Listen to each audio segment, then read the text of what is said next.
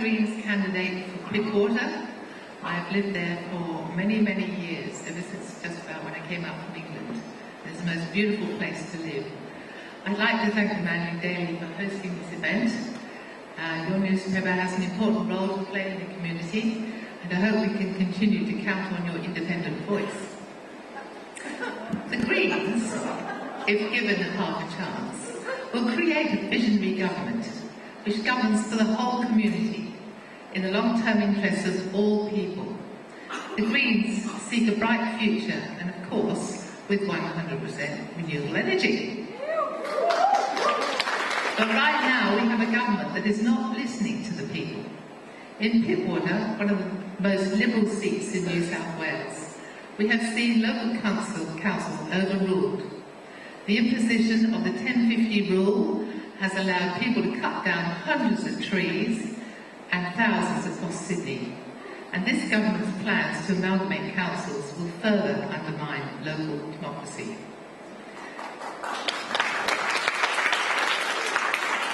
The Greens are committed to being a voice for the community, not vested interests. Unlike the two other parties, we don't take corporate donations because we believe that this leads to corruption. And where there is corruption, the community always loses. The Greens is the only major New South Wales party not being investigated by ICAC.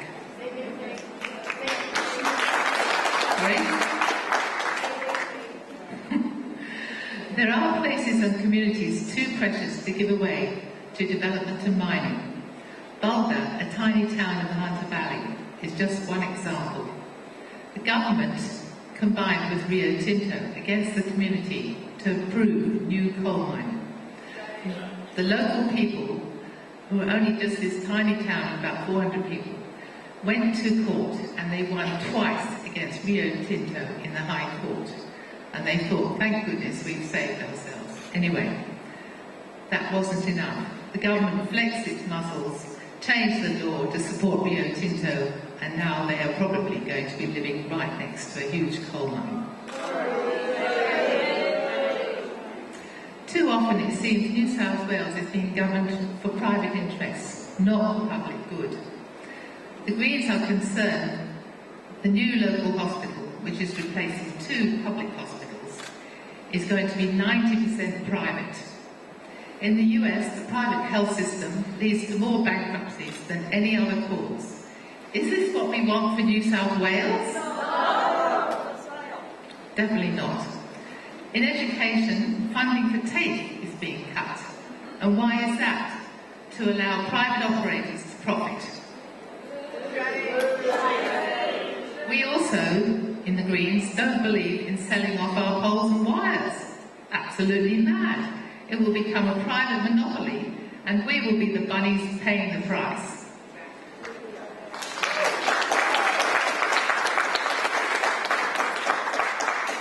If they have such a good income, why don't we borrow against that and keep poles and wires in public company? Anyway, this plan to pass control of much of the electricity network to private hands would create a political and financial barrier to remaking the network when we have to.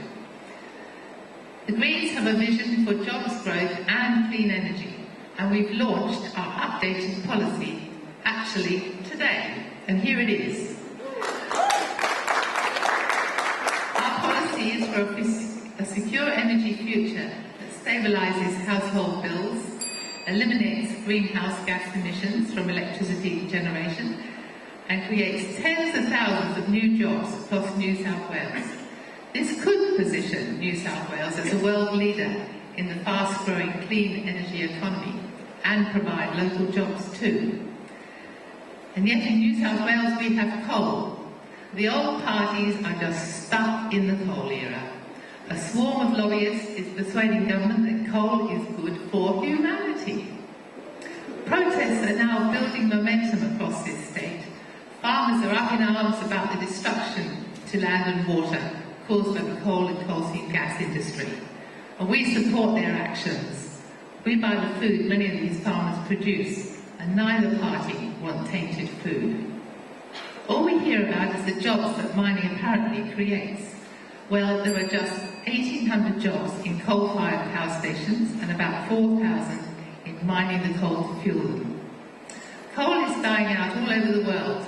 Both India and China have committed to reducing our coal imports. Yet in just 5 months, this state government has approved 1.4 billion tonnes of coal mining, much of it on rich farming country. The Greens is a party of the community and for the community. I've spent a while talking about coal, but we have 50 other policies for every major part of the economy and society. They're on our website. They're free to see. I urge you to take a look. The reason I'm standing as a Greens candidate is because I have 4 grandchildren and 2 children. It's because I believe we need to pass on a world that is as wonderful as the one I have experienced in my lifetime. Only the Greens can deliver that. And I shall keep doing this till my dying day.